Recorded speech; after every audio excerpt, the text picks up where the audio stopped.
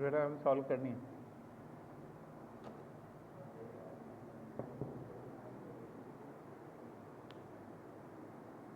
ये सॉल्व करनी है।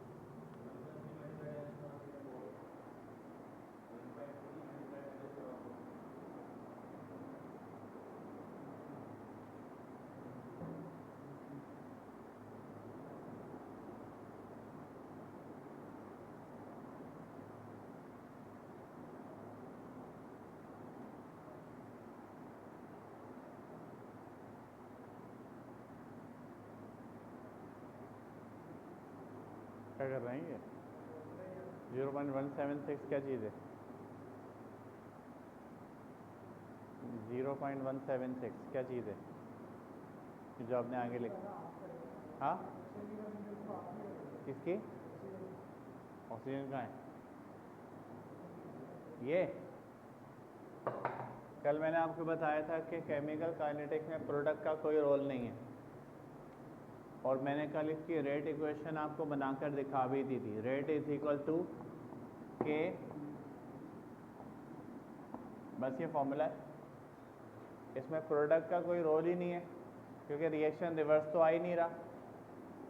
एक के की वैल्यू आपको दी हुई है,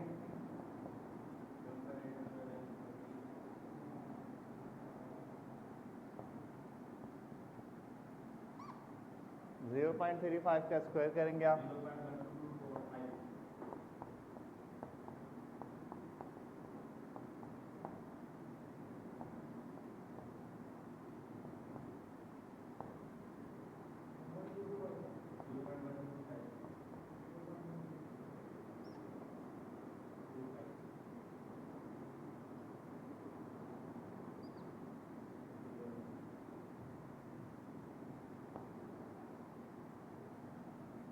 0.1225 मल्टीप्लाई 1.8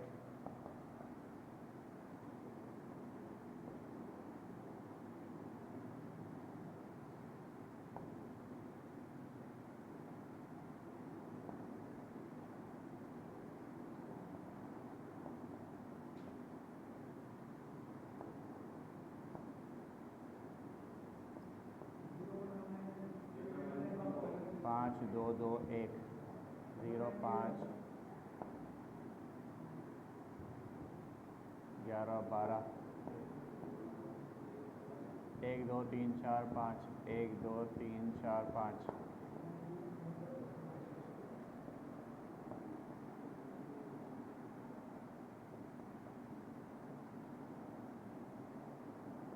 ये आंसर है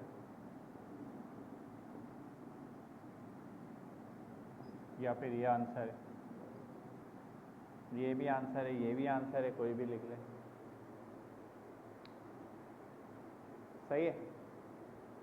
क्या गलती की थी आपने?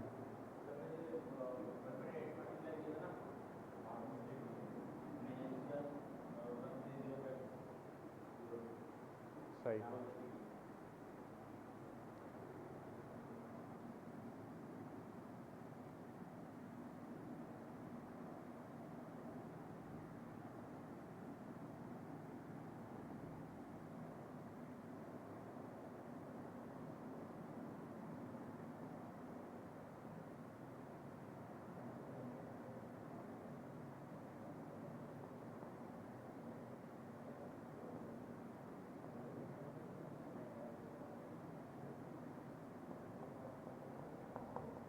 जी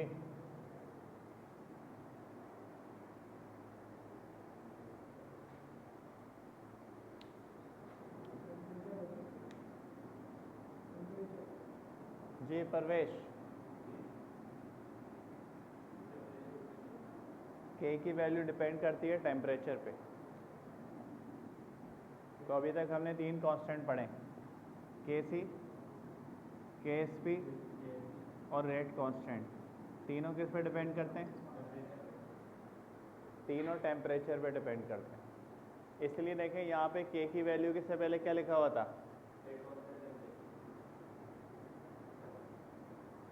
के की वैल्यू टेम्परेचर के हिसाब से चेंज होती है। मिटा दो।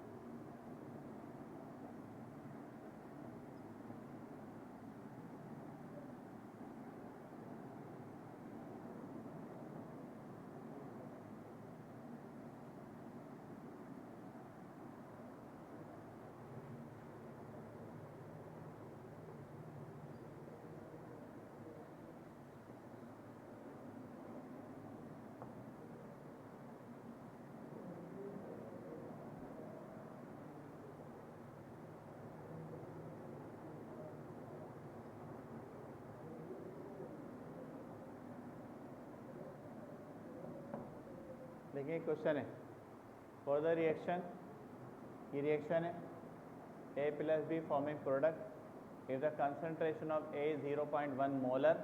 ये जो M है ना, कैपिटल M, ये कैपिटल M का मतलब भी क्या होता है? मोल पर डेसीमीटर क्यूब। ये मोलरिटी को शो करता है, ये भी कंसंट्रेशन है। तो जहाँ मोल पर डेसीमीटर क्यूब हो उसकी जगह क्या लिख सकते हैं? M, capital M। अब आप देखें इक्वेशन क्या बनेगी? रेट इज इक्वल टू के, इधर देखें बाद में सॉल्व कीजिएगा। रेट ऑफ रिएक्शन कितना दिया हुआ है?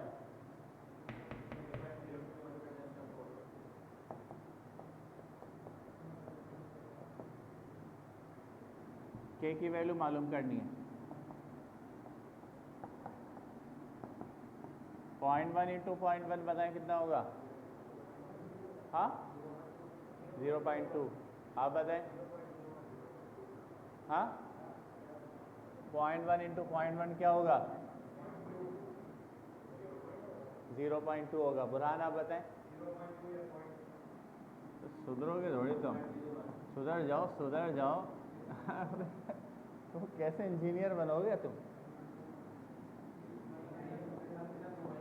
हैं?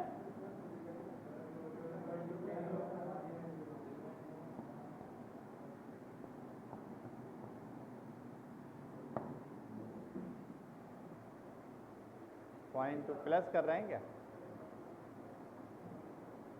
प्लस कर रहे हैं?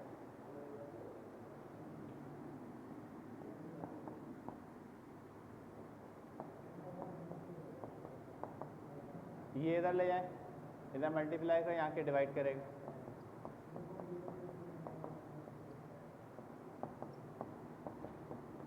क्या हम इसको पावर की फॉर्म में लिख सकते हैं? 1 10⁻⁻²।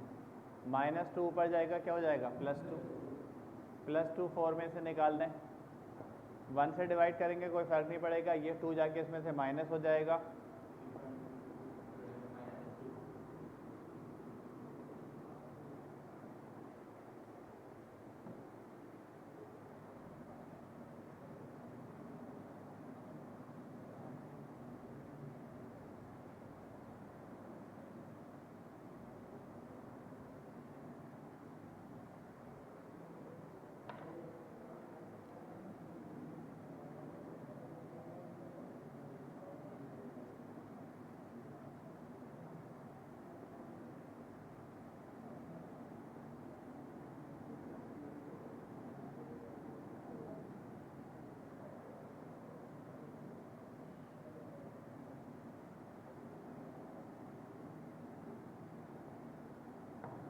सॉल्व करें। इसी का बी पार्ट है,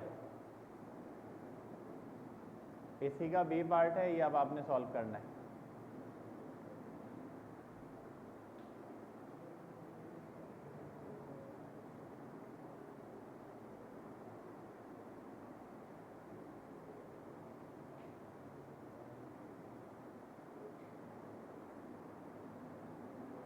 अब अलग बैठे इधर करो भाई, तुम लोगों क्या वलीमे में आए हो? इसका बी पार्ट है, इसी तरह से सॉल्व होगा, ये करें।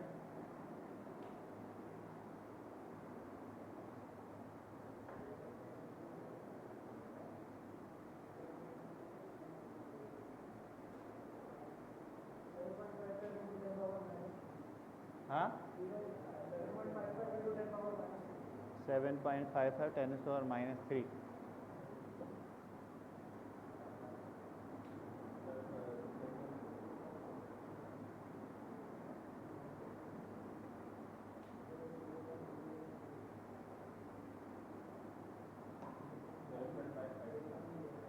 7.55 बस, पावर कोई नहीं है, -2।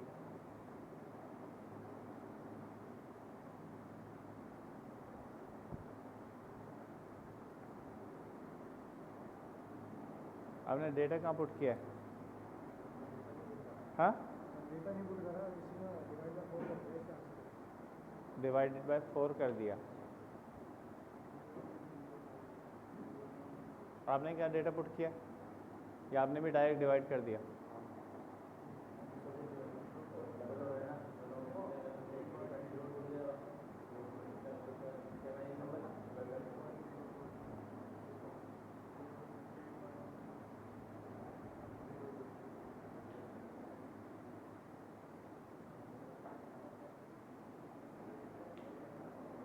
हाँ भाई, क्या आंसर आया?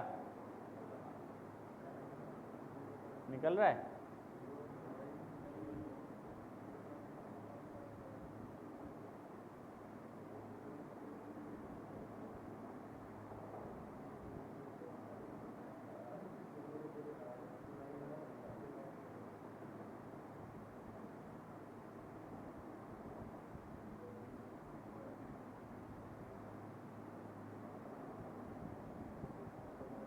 आपका क्या आंसर आया?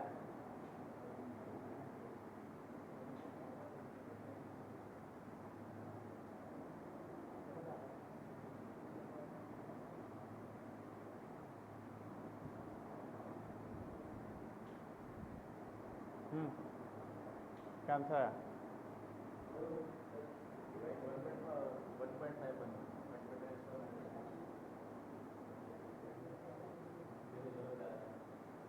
आप बोले 1.51। पहली बात तो ये है कि अभी मैंने आपको इससे पहले एक MCQ सॉल्व करवाया था कि रेट कांस्टेंट कंसंट्रेशन पे डिपेंड ही नहीं करता। तो जब रेट कांस्टेंट कंसंट्रेशन पे डिपेंड ही नहीं करता तो किसी भी कंसंट्रेशन चेंज करने से रेट कांस्टेंट पे फ़र्क ही नहीं पड़ेगा।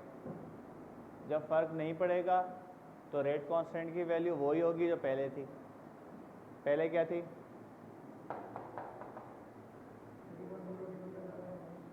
अभी तो MCQ सॉल्व करवाया था कि रेट कांस्टेंट कंसंट्रेशन टेम्परेचर पे डिपेंड करता है। मैंने यहाँ क्या चीज़ चेंज की है? तो कंसंट्रेशन से रेट कांस्टेंट चेंज थोड़ी होता है। Same answer. लेकिन अभी आंसर आएगा कैसे? पहली बात, जब मैंने कहा if the concentration of A और B डबल, तो A और B का मतलब है या तो A की या तो B की, दोनों की थोड़ी का है। और का मतलब क्या है? या। आपने दोनों की डबल कर दी। दोनों की डबल क्यों की भाई? मैंने और लिखा है तो उसका मतलब एक की डबल करनी है। किसकी डबल करनी है? एक की, दोनों की नहीं करनी। आप बताएं, कंसंट्रेशन 0.1 है, 0.1 को मैं डबल करूंगा तो क्या हो जाएगी? हाँ, 0.2। आप बताएं, 0.1 को डबल करेंगे तो क्या हो जाएगी कंसंट्रेशन?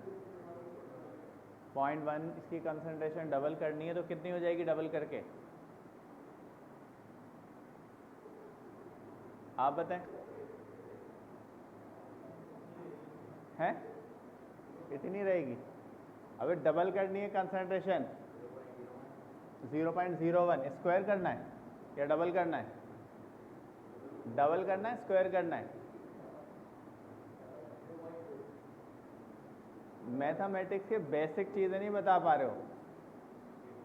डबल का मतलब है 2 से मल्टीप्लाई होना है, स्क्वायर थोड़ी होना है। तो ये हो जाएगा 0.2। बाद में बोला है मैंने, बाद में आपको कुछ बोला भी नहीं। डबल का मतलब 0.2 से इसको मल्टीप्लाई कर देंगे। किसको करेंगे? किसी भी एक को। अच्छा, कल हमने डिस्कस किया था जब रेट ऑफ रिएक्शन पढ़ाया था, रेट ऑफ रिएक्शन का कंसंट्रेशन से डायरेक्ट रिलेशन है। इसलिए जब कंसंट्रेशन हाई थी तो रेट ज़्यादा था, कंसंट्रेशन कम होती गई रेट स्लो होता गया। तो जब इसने कहा कि आप कंसंट्रेशन को कर दें डबल, तो इसका मतलब है कि रेट भी क्या हो जाएगा? रेट भी डबल हो जाएगा। रेट पहले क्या था? ये हो जाएगा 6.04 10 टू पावर माइनस, डबल करेंगे तो पावर क्या हो जाएगा?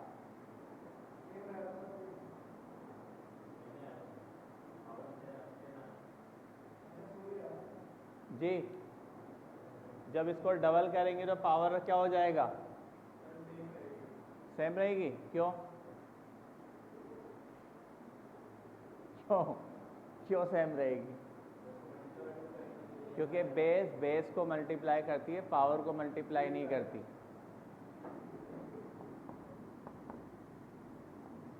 तुम्हें पहले केमिस्ट्री से पहले मैथ पढ़ने की ज़रूरत है। इसको डबल कर देते हैं 0.2 और इसको सेम रखते हैं 0.1।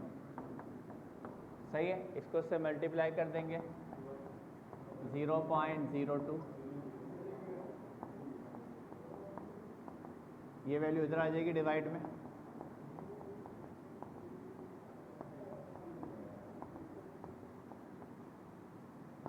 इससे इसको डिवाइड करेंगे, ये जाके माइनस हो जाएगा। मैंने कहा था रेट कांस्टेंट की वैल्यू सेम रहती है, कंसंट्रेशन चेंज करने से रेट कांस्टेंट पे फर्क नहीं पड़ता। हाँ,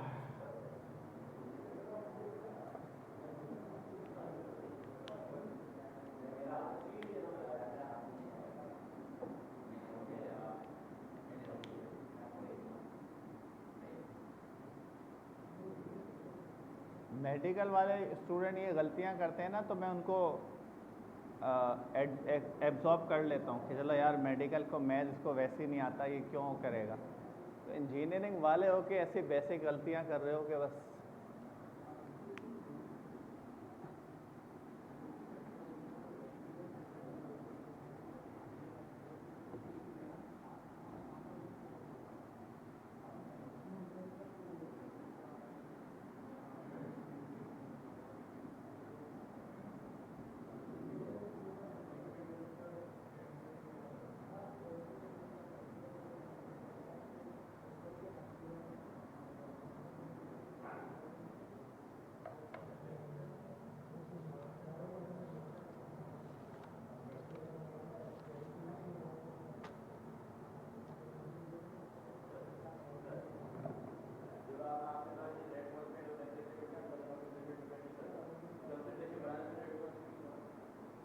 कहाँ बढ़ा? रेट बढ़ा?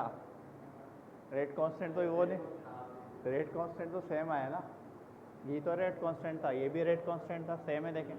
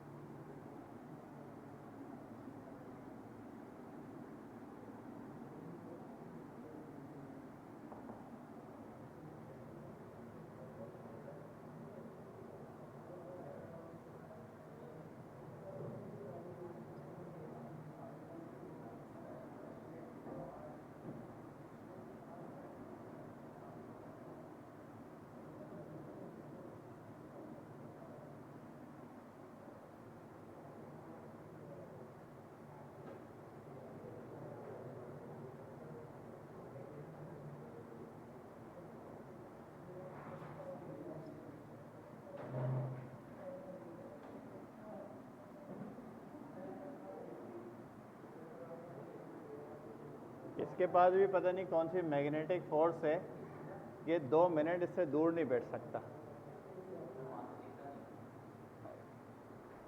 आजा बेटा, इधर आ जा।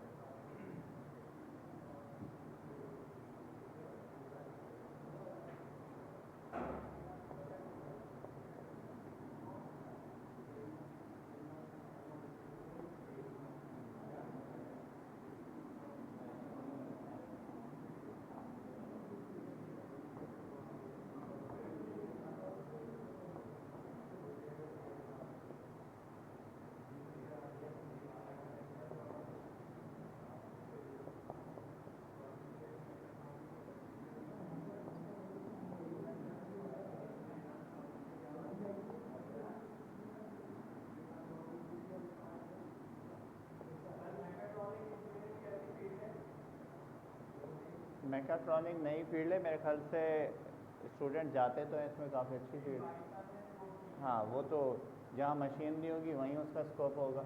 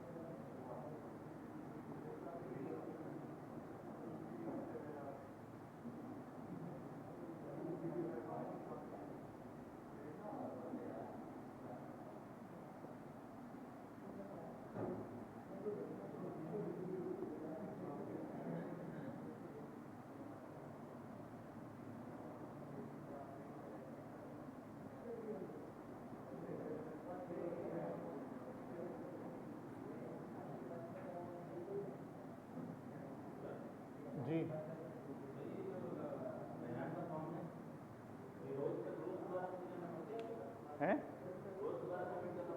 हैं क्यों?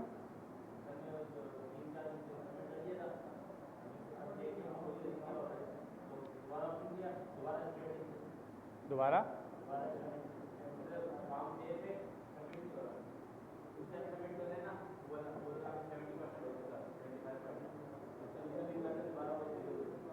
दोबारा नहीं तो सबमिशन के दो चीज़ हो सकती हैं, या तो पोर्टल अटका हुआ है, पोर्टल उनका काम नहीं कर रहा, तो वो सबमिशन के प्रोसेस में सबमिट नहीं हुआ। तो अब आप उसके लिए एक ईमेल करेंगे उसको, मेहरान यूनिवर्सिटी के एड्रेस जो उसमें दिया होगा कि मैंने अप्लाई कर दिया लेकिन मेरा फॉर्म सबमिट नहीं हो रहा, तो फिर वो आपको बताएगा क्या करना है आपको।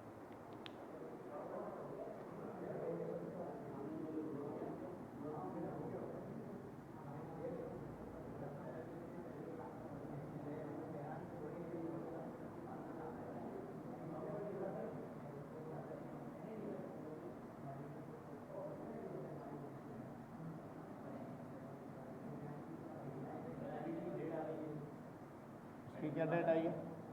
उसकी क्या डेट आई है? 12 जुलाई।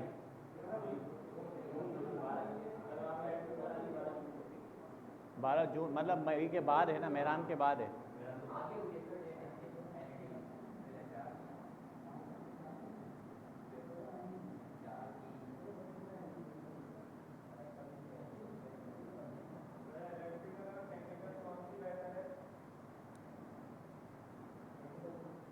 इलेक्ट्रिकल बेहतर है।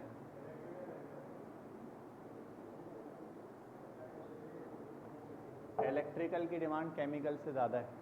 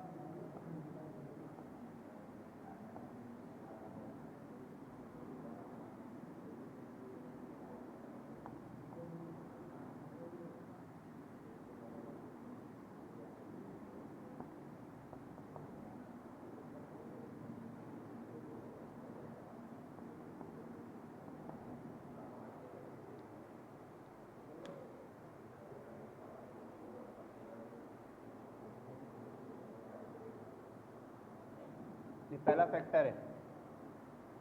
पहला फैक्टर है नेचर ऑफ रिएक्टेंट। ये कहता है कि जो केमिकल रिएक्शन है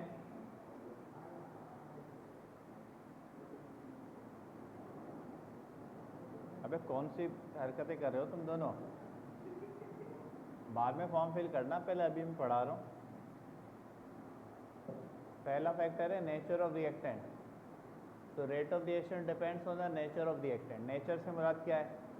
उसका स्ट्रक्चर कैसा है, उसमें बॉन्डिंग कौन सी है, उसकी स्टेट कौन सी है और उसकी एक्टिवेशन एनर्जी क्या है। ये सब चीज़ें डिसाइड करेंगी उसकी नेचर। जैसे अगर जो आयनिक सब्सटेंस होगा उसका रिएक्शन क्या होता है? फास्ट। जैसे ये आमतौर पे माइक्रो सेकेंड्स के अंदर हो जाते हैं। जैसे एक आयनिक कंपाउंड है सिल्वर नाइट्रेट, सोडियम क्लोराइड भी आयनिक है, इनका रिएक्शन हुआ, सिल्वर क्लोराइड और सोडियम नाइट्रेट बन गया। अब ये रिएक्शन कंप्लीट होने का टाइम है माइक्रो सेकेंड्स, यानी इतना ज़रा फास्ट रिएक्शन होता है। लेकिन covalent substances have relatively slow reaction then ionic. Covalent के रिएक्शन आयनिक से स्लो होते हैं, अकर्स इन फ्यू आवर्स, कुछ घंटों में जाके कंप्लीट हो जाते हैं। कौन से रिएक्शन? कोवलेंट। आयनिक कैसे कंप्लीट हो रहे थे? माइक्रो सेकेंड्स के अंदर। जैसे ये रिएक्शन का नाम है एस्टरिफिकेशन, फॉर्मेशन ऑफ एस्टर। ये एस्टर जो है आमतौर पे 2 घंटे में कंप्लीट हो जाता है। एस्टर की फॉर्मेशन का रिएक्शन 2 आवर्स में कंप्लीट हो जाता है, तो इसको हम नाम देंगे आयनिक के मुकाबले में क्या है? स्लो।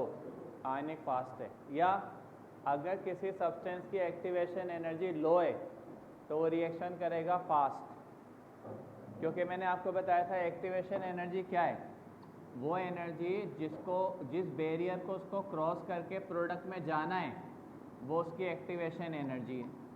अगर किसी को ज़्यादा एनर्जी चाहिए तो उसका रिएक्शन स्लो होगा, और किसी को कम एनर्जी चाहिए फास्ट होगा। तो इसीलिए अगर यहाँ देखें, मैंने एक नीचे वो बनाया है ग्राफ, इसमें नाइट्रिक ऑक्साइड की एक्टिवेशन एनर्जी कम है, कार्बन मोनोऑक्साइड की ज़्यादा है। तो नाइट्रिक ऑक्साइड का रिएक्शन क्या होगा, फास्ट, कार्बन मोनोऑक्साइड का रिएक्शन क्या होगा, स्लो। क्योंकि जिसको ज़्यादा एनर्जी रिक्वायर्ड है उसका ऊपर तक पहुंचने में ज़्यादा मुश्किल है, रिएक्शन स्लो करेगा। जिसको कम एनर्जी रिक्वायर्ड है वो फास्ट करेगा। सही है। ये पहला पॉइंट क्या हो गया, नेचर। नेचर को मैंने दो तरीके से एक्सप्लेन किया। पहला एक तो एक्टिवेशन एनर्जी की बेस पर कि जिसकी एक्टिवेशन एनर्जी कम है वो रिएक्शन फास्ट होगा। ये ऐसे ही कि जैसे एक प्लाजा है उसके 10 फ्लोर है और एक प्लाजा है जिसके 4 फ्लोर हैं। अब मैं कहूँ कि जो 10वें फ्लोर पे रहता है उसका ऊपर 10वें फ्लोर तक जाना मुश्किल काम है, मैं उसको कहूँ 10 चक्कर लगा ले ऊपर के, वो नहीं लगा सकता। लेकिन जो 4th फ्लोर पे रह सकता है वो चलें 10 नहीं तो 5 चक्कर तो लगा लेगा। तो इसका मतलब है जितना ज़्यादा एनर्जी रिक्वायर्ड होगी रिएक्टेंट का प्रोडक्ट में चेंज होना उतना मुश्किल हो जाएगा। ये एक्टिवेशन एनर्जी का कॉन्सेप्ट है।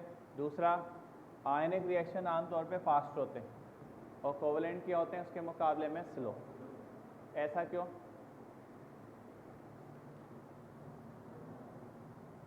ऐसा क्यों?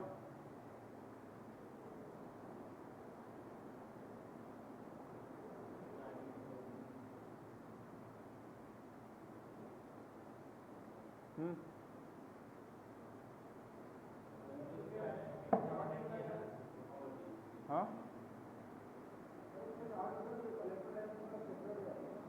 आयनिक सब्सटेंसेस जब सॉल्यूशन की फॉर्म में होते हैं ना, वो पहले से अपने आयंस में टूटे हुए होते हैं। तो जैसे हम उनको मिक्स करते हैं उनके आयंस तो पहले से अलग होते हैं, फ़ौरन मिल जाते हैं। जैसे अगर मैं कहूँ कि एक सॉल्यूशन बनाया हुआ है मैंने सिल्वर नाइट्रेट का, तो इस सॉल्यूशन में सिल्वर आयन पहले से अलग है, नाइट्रेट आयन पहले से अलग है। दूसरा सॉल्यूशन मैंने बनाया हुआ है सोडियम क्लोराइड का, तो इसमें सोडियम आयन पहले से अलग है, क्लोराइड आयन पहले से अलग है। मैं जैसे ही इसको इसमें मिक्स करूँगा, इसका पॉजिटिव इसके नेगेटिव से मिल जाएगा, इसका नेगेटिव इसके पॉजिटिव से। कोवेलेंट में फिर क्या होता है, क्योंकि कोवेलेंट आयोनाइज नहीं होता, सॉल्यूशन में भी आयोनाइज नहीं होता, तो कोवेलेंट रिएक्शन में पहले कंपाउंड को अपने कोवेलेंट बॉन्ड पुराने वाले तोड़ना पड़ते हैं, फिर उसके बाद वो नए बॉन्ड बना सकता है। आयनिक का बॉन्ड तो पहले से ही टूटा हुआ है, सॉल्यूशन में उसको आयोनाइज हुआ हुआ है। इसका मतलब आयनिक को सिर्फ टाइम चाहिए रिएक्शन करने का, कोवेलेंट को डबल टाइम चाहिए, पहले पुराने बॉन्ड तोड़ने का फिर नए बॉन्ड बनाने का। तो इसी वजह से कोवेलेंट रिएक्शन क्या होंगे उसके मुकाबले में स्लो।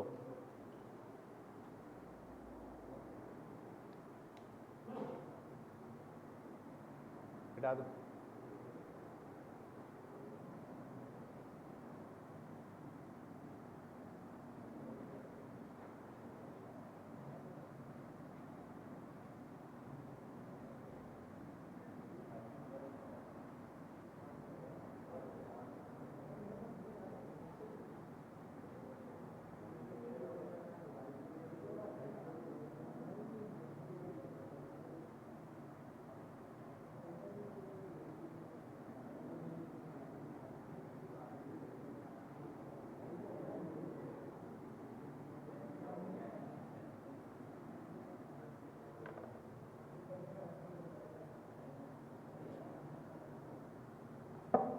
सेकेंड फैक्टर है इफेक्ट ऑफ कंसंट्रेशन।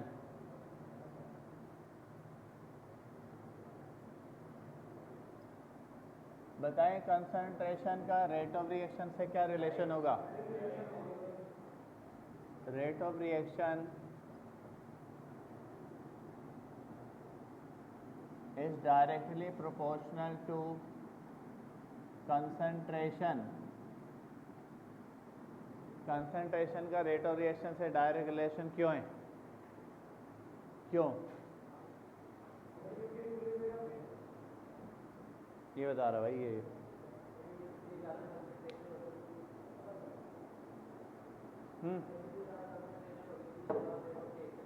क्यों? यही तो सवाल है, ये तो लिखा हुआ है कि कंसंट्रेशन बढ़ाने से रेट बढ़ेगा। सवाल है क्यों?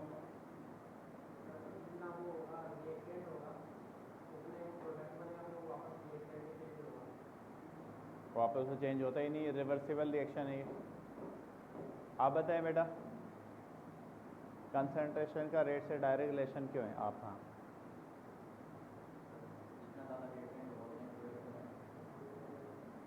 वाई ज़्यादा रिएक्टेंट होने से प्रोडक्ट ज़्यादा क्यों बनेगा? रेट का मतलब है स्पीड है, रेट का मतलब स्पीड। मैं पूछ रहा हूँ रेट ऑफ फॉरवर्ड जो रिएक्शन है इसका रेट फास्ट क्यों होता है कंसंट्रेशन? आप बताएं।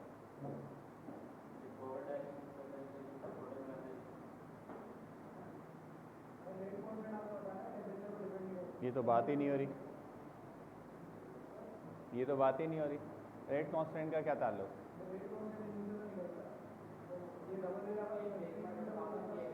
कंसंट्रेशन बढ़ाने से कोलिजन्स बढ़ जाते हैं।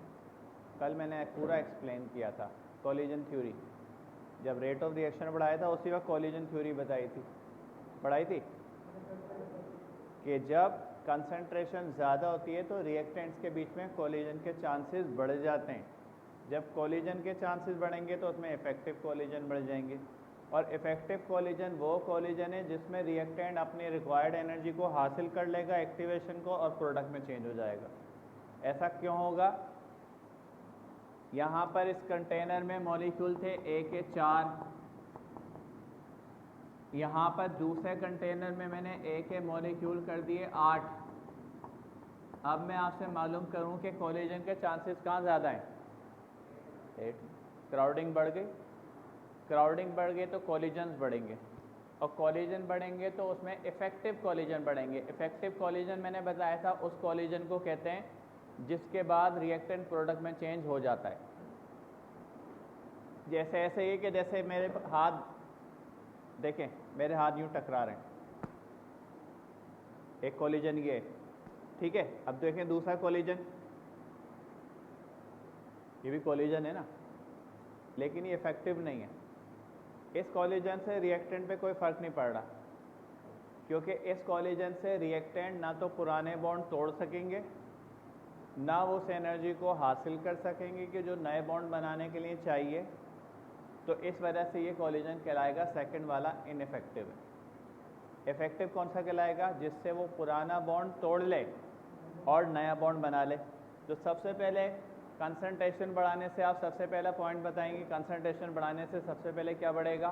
कोलिजन्स। उस कोलिजन बढ़ने से इफेक्टिव कोलिजन बढ़ेंगे, और जितने ज़्यादा इफेक्टिव कोलिजन होते हैं प्रोडक्ट उतनी तेज़ी के साथ बनता है। तो हम लिखेंगे because by increasing concentration, number of collisions increases, which results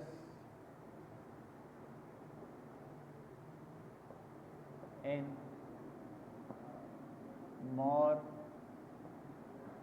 effective collisions.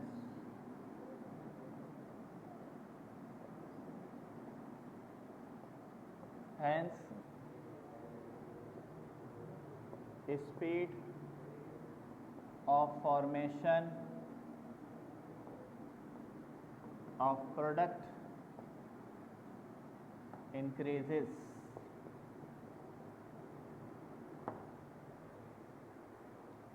तो कंसंट्रेशन बढ़ाने से इसलिए रेट क्या हो जाता है? Fast. By increasing concentration the number of collision increases, result in the more effective collision, hence the speed of formation of product increases. ये हो गया फैक्टर 2। तीसरा फैक्टर है सरफेस एरिया। बताएं सरफेस एरिया का रेट ऑफ रिएक्शन से क्या relation होगा?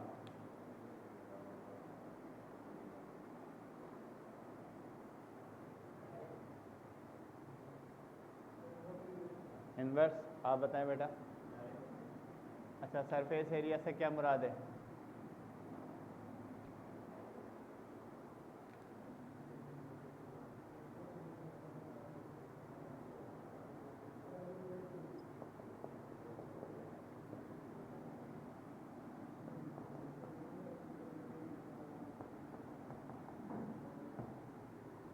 देखें, यह है कैल्शियम कार्बोनेट, जिसको क्या बोलते हैं? शामिर बताएंगे। शामिर कैल्शियम कार्बोनेट को कॉमनली क्या बोलते हैं? अक्सर आप लगाते भी रहते हैं दोस्तों को, चूना। ये वही चूना है। अब आपने कैल्शियम कार्बोनेट दो तरह के कंटेनर लिए हुए हैं। इसमें भी HCl पहले से डाला हुआ है, इसमें भी HCl डाला हुआ है। इसमें आप कैल्शियम कार्बोनेट का पूरा टुकड़ा डाल दें, इसको बोलते हैं chunk of calcium carbonate. Chunk मतलब पीस, चंक का मतलब पीस। ये पूरा टुकड़ा डाल दें और इसमें क्या करें, पहले इस पीस का करें ग्रिंड। ग्रिंड मतलब पाउडर बनाएं, पाउडर। इसमें पाउडर्ड कैल्शियम कार्बोनेट डाल दें। बताएं कौन से वाले बीकर में रिएक्शन फास्ट होगा? हाँ, पाउडर फॉर्म में फास्ट होगा। क्यों? क्योंकि पाउडर फॉर्म का सरफेस एरिया ज़्यादा है। जितना ज़्यादा सरफेस एरिया होगा, कोलिजन के चांसेस उतना बढ़ेंगे। जितना सरफेस एरिया बढ़ेगा, कोलिजन के चांसेस बढ़ेंगे, रेट क्या हो जाएगा? फास्ट। तो सरफेस एरिया से रिलेशन क्या हुआ? Direct.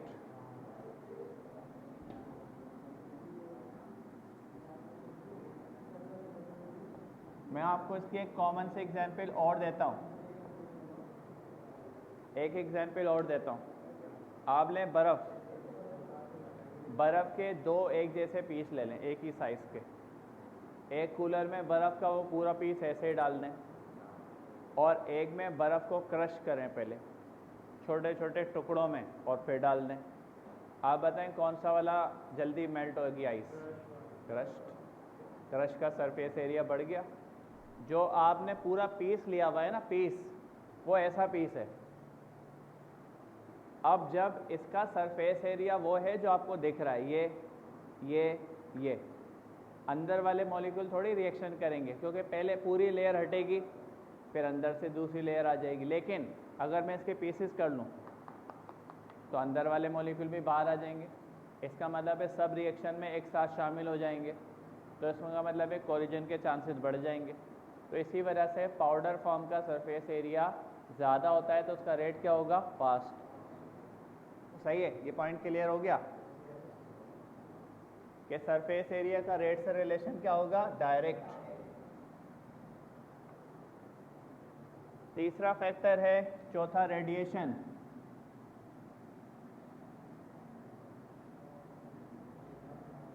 Radiation, some reaction required light for completion.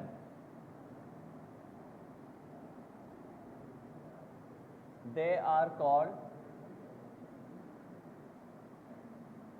photochemical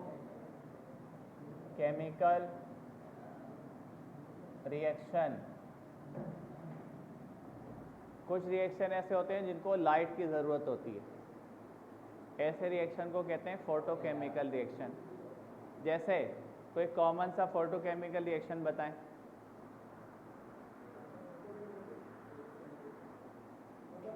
photosynthesis. Photosynthesis एक फोटोकेमिकल रिएक्शन है। फोटोसिंथेसिस में बताएं बोरान क्या होता है?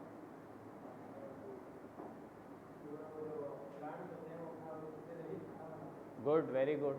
फोटोसिंथेसिस के लिए प्लांट्स को ज़रूरत है लाइट की, उसको लाइट में रखेंगे तो ही वो सरवाइव करेगा, क्योंकि वो लाइट से अपना फूड प्रिपेयर कर रहा है। वो शामिर की तरह नहीं है इसको भूख लगे तो जाके बिरयानी खा कर आ जाए, चाय पीने चला जाए, 10 मिनट का ब्रेक हो 20 मिनट घूम फिर के चक्कर लगा के आ जाए। वो अपनी जगह फिक्स है, वहीं उसको अपना फूड खुद ही प्रिपेयर करना है। तो प्लांट किस तरह प्रिपेयर करते हैं? लाइट की मौजूदगी में। तो वो रिएक्शन क्या कहलाएगा? फोटो। इसके एक और एग्जाम्पल देखें, हाइड्रोजन प्लस क्लोरीन। इसको देखें, HNu का मतलब क्या है? HNu किसको रिप्रेजेंट कर रहा है? एनर्जी को। एनर्जी की मौजूदगी में क्या बना लेगा? HCl। हाइड्रोजन और क्लोरीन का जो रिएक्शन है ना, वो भी फोटोकेमिकल है, ये लाइट की मौजूदगी में होता है। लाइट की मौजूदगी में हाइड्रोजन और क्लोरीन मिलके क्या बनाते हैं? HCl। Rate of this reaction is increases by increasing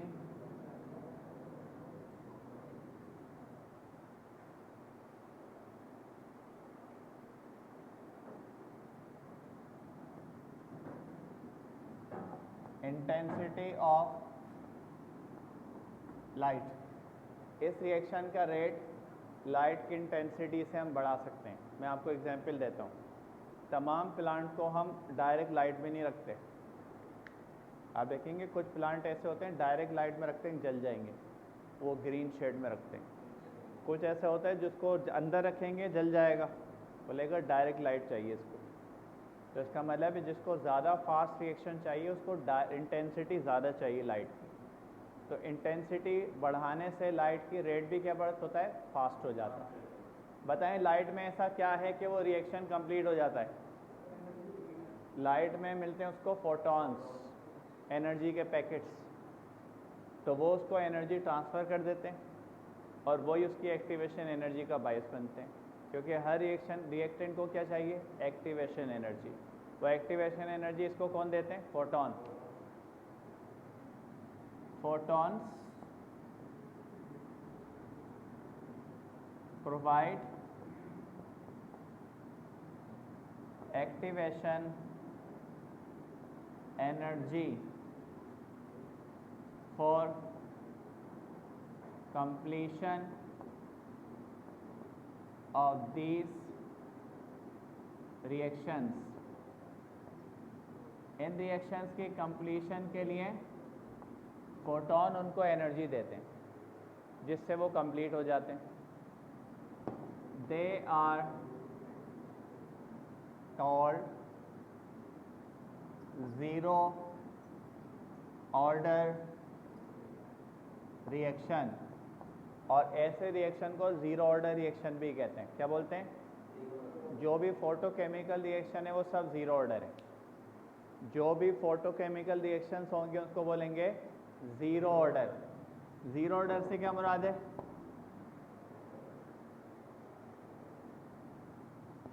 does not depends on concentration. Zero order reaction ऐसे रिएक्शन को कहते हैं कि जो कंसंट्रेशन पर डिपेंड नहीं करते। जैसे हमने अभी पढ़ा था कि आम तौर पे जो रिएक्शन है वो कंसंट्रेशन बढ़ाने से फास्ट हो जाते हैं, सिवाय फोटोकेमिकल के। फोटोकेमिकल पे ये रूल अप्लाई नहीं होता। फोटोकेमिकल पे कंसंट्रेशन से वो असरअंदाज नहीं होते। वो किससे असरअंदाज होते हैं? लाइट से। उनकी इंटेंसिटी लाइट की इंटेंसिटी से रेट बढ़ता है। इसी वजह से इसको ज़ीरो ऑर्डर कह रहे हैं कि कंसंट्रेशन पे डिपेंड ही नहीं करता। सही है, ये हो गया फोर्थ फैक्टर। अब करेंगे फैक्टर नंबर 5। हाँ,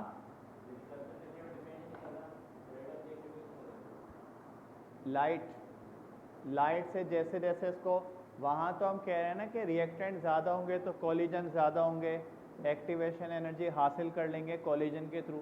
तो ये कोलिजन के थ्रू एक्टिवेशन नहीं ले रहे, ये लाइट से ले रहे हैं। जब ये लाइट से ले रहे हैं तो इनको कोलिजन की कंसंट्रेशन ज़्यादा होने से इन पर फ़र्क, अगर इनको लाइट ना दें तो ये रिएक्शन करेंगे ही नहीं। तो इसका मतलब है ये कोलिजन पे डिपेंड नहीं कर रहे, कोलिजन थ्योरी इस पर अप्लाई नहीं हो रही। ये कहाँ से अपने रिएक्शन को कंप्लीट कर रहे हैं? फोटॉन से, इसलिए हम इनको ज़ीरो ऑर्डर कह रहे हैं। ये वाला साइड मिटा दूँ?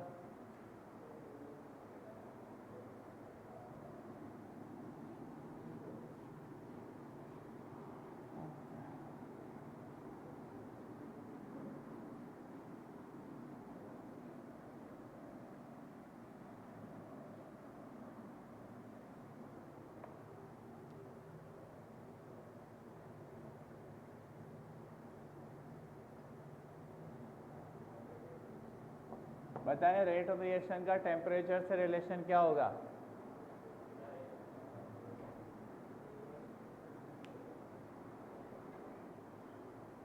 हाँ, डायरेक्ट होगा। आप बताएं रेट ऑफ रिएक्शन पर, आप बताएं परमेश क्यों डायरेक्ट होगा?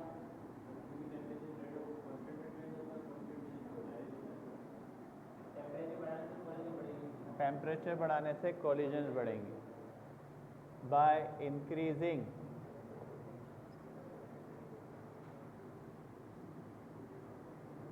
Temperature number of effective collisions increases, hence rate of reaction also increases। सही है, टेम्परेचर बढ़ाएंगे इससे कोलिजन बढ़ जाएंगे। जैसे मैं आपको एग्जांपल देता हूँ, पानी को ऐसे रखा हुआ आपने बर्तन में, आप देखेंगे उसमें कोई मूवमेंट नहीं होगी।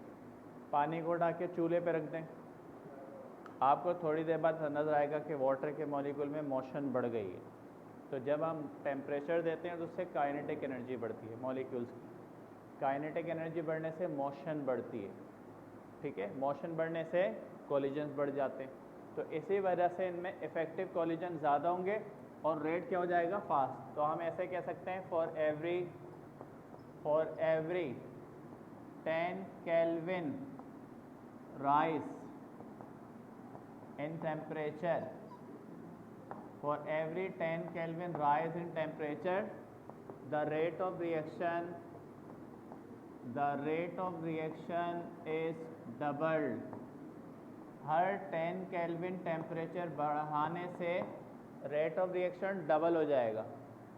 हर 10 केल्विन के टेम्परेचर बढ़ाने से, यानी पहली दफ़ा 10 बढ़ाएंगे तो जो ओरिजिनल होगा ना उसका डबल हो जाएगा, दोबारा से 10 बढ़ाएंगे तो जो डबल होगा उसका भी डबल हो जाएगा। यानी हर 10 केल्विन के टेम्परेचर के इजाफे से रेट डबल हो जाता है, ठीक है, क्योंकि उसके नंबर ऑफ मॉलिक्यूल जो एक्टिवेशन एनर्जी को हासिल कर लेते हैं वो डबल हो जाएंगे। मिसाल के तौर पे एक डायग्राम ये,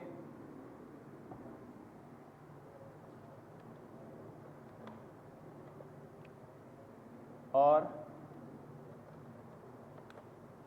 एक डायग्राम ये।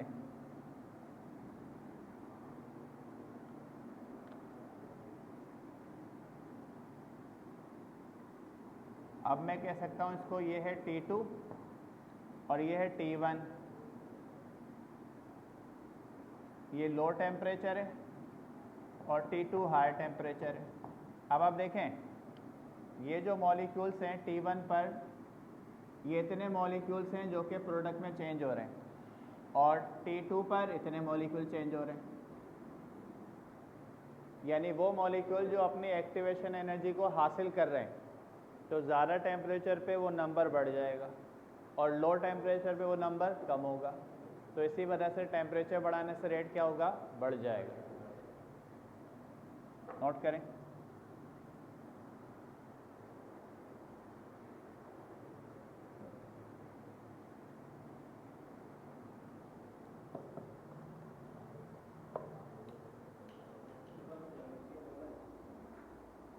जी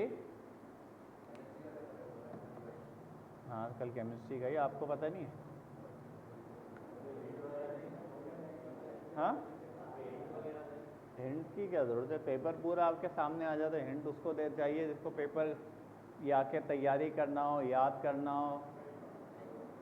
पेपर आपके सामने पूरा मौजूद है, दूसरे दिन किस चीज़ का हिंट लेंगे आप? सख्ती हो गई है, कहाँ पे?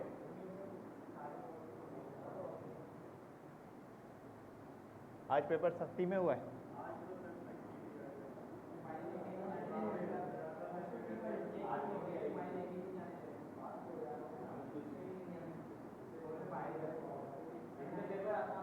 फिर पेपर कैसे हो आपका?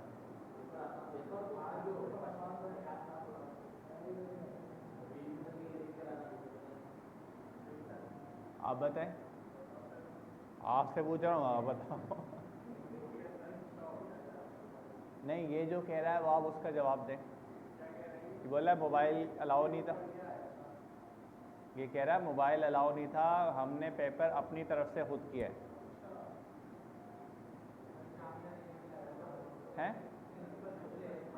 कहाँ पे? जामिया अरबिया कहाँ पर है? तो आप 2 मोबाइल ले जाया करें, बच्चे यही तो करते हैं, आप भी 2 लेके जाया करें, एक दे रहे हैं एक ले जाएं। आपको थोड़ी सी एक्सपर्टीज़ की ज़रूरत है, अभी शामिर है ना, इससे थोड़ी ट्रेनिंग लें।